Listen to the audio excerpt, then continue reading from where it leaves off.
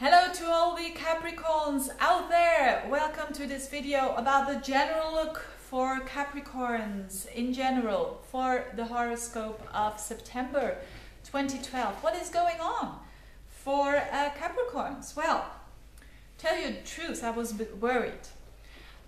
Not worried about Capricorns, but worried about the fact that doing these general horoscopes are quite easy when there is a, well, quite easy, I mean, when there is a lot happening, you can talk about a lot, and you really do hope that other people find meaning in it.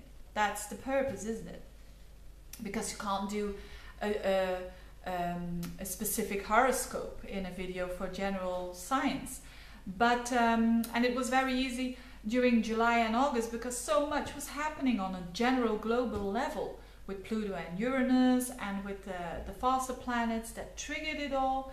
But as I looked yesterday to the chart for September in general, I didn't see that much happening, and I was worried what am I going to talk about. But this morning I saw something very interesting, and I couldn't believe that I didn't see it yesterday. But interesting for all of us, and also for Capricorns on a very particular level, and I'll talk about that in a minute. So and it is continuing in October, and it is all about a hidden dance between two planets, Neptune and Saturn. But as I said, I'm going to talk about that in a minute because it's a bit deeper. Let's just start light, and I'm not going to talk about Pluto and Uranus anymore, or about Neptune, because that isn't changing, but I'm going to talk about the faster planet and what it does, because these are quite interesting too for Capricorn. Because, first of all, let's start with Mars. What is Mars doing during the month of September? During the whole month, actually a lot of planets are in their own sign in September, and that is good. That means that those planets have a lot of dignity and they can act well, or they have the intention to. So we can tap into that. So Mars for the whole month of September is in Scorpio, and it likes it there. It likes to focus on deep level and to take action. Now for Capricorns, that all happens in your 11th house. I'm going to check again because sometimes the houses, when you're doing a lot of these horoscopes, I miss them. But yes, it's the 11th house. And what does that mean? That means that there is going to be, for a lot of, especially for those who have an ascendant in Capricorn, to have a lot of activity when it concerns groups, when it concerns a lot of activity with friends probably, and a lot of activity when it concerns your own higher goals that you want to take in life. So it's a very good time to do that. The chart reflects that it's a good time to start having the action when it considers maybe new goals that you want to set up. And that's important, isn't it? Because that's where it all starts. In the 11th house, also the house of, you know, what do I want to achieve on a longer term, and Capricorns really love that, and that's good for Capricorns to focus some energy on that. Now, what else is going on? Something really nice is going on too with Mercury. It's in the sister sign of you, a sister earth sign in Virgo, for a long period of the month together with the Sun.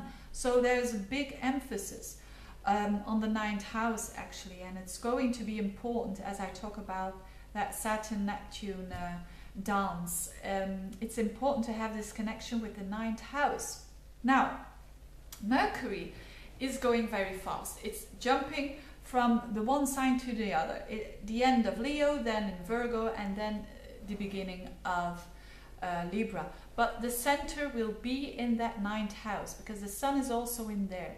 So there's a lot of high beam, there's a lot of activity around the 9th house.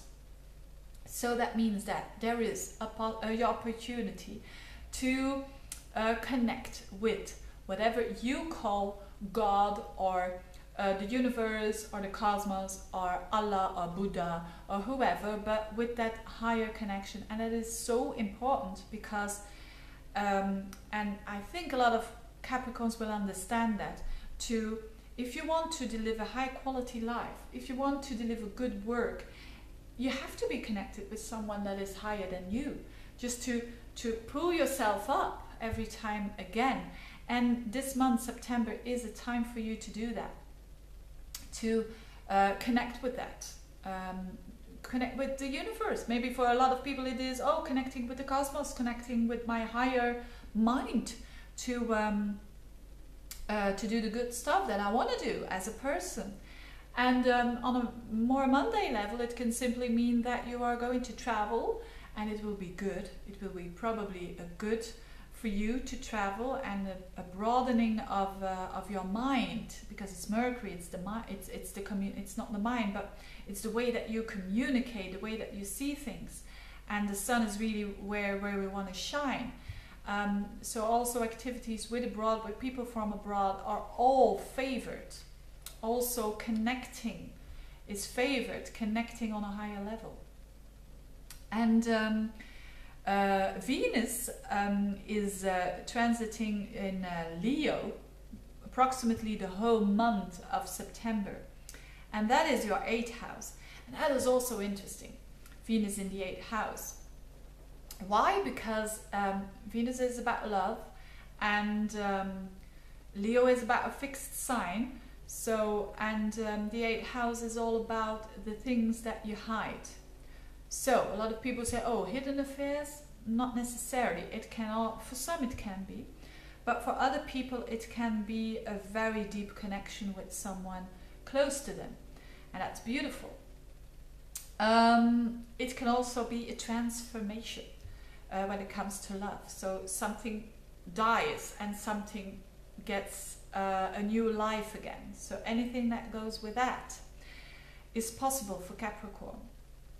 Now let's talk about that interesting, fascinating dance going on, or dance going on between these two planets, Neptune and Saturn. You would probably say, if you know something about astrology, hey, Saturn isn't conjuncting Neptune at the moment. Well, in fact it is, but hidden. So I probably have in earlier horoscopes talked about Saturn and its function for you, because it's in Libra, and Libra is for you a very it's in the spotlight. Libra is the 10th house, so it's all about how you want other people to see you. It's your career and social position for Capricorns normally is very important. So so yes, for Capricorns, and for Capricorn is very important because Saturn is his ruler, and Saturn is involved in this Antition conjunction between Saturn and Neptune. So whatever it is, these energies try to merge with each other, and there is a huge possibility that they will, on a very good level, you know, the manifestation of the higher ideals, and that is it. And that is something very beautiful, because if you are aligned, you know, with that 9th house that I was talking about, with the Sun in there and Mercury in there, it's really an opportunity for a lot of Capricorns to tap into the energy of the higher connection with higher levels of energy, with higher mind. And by that, the actions that you will do will be more aligned with all that there is. And that's the beauty of it, of the Saturn and the Neptune coming together. That is so important. And for Capricorns, it's so important to have boundaries.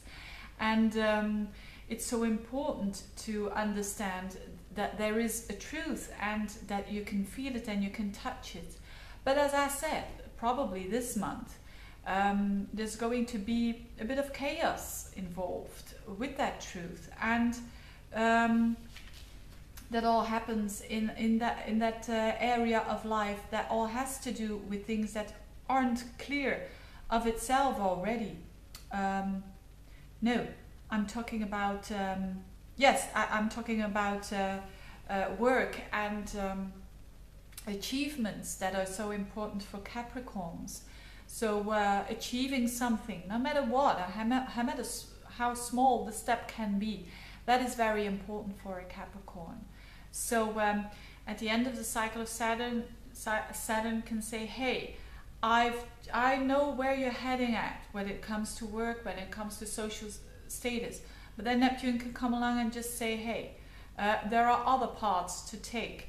And that can be confusing, but just the advice that I'm giving is just don't get upset by this confusion. It all has its meaning, and it will be clear the next month when Saturn is going to trine Neptune. So things are going to become much, much clearer, and also why it was good to be a bit in the mist before that. That's when light comes in, and that is good.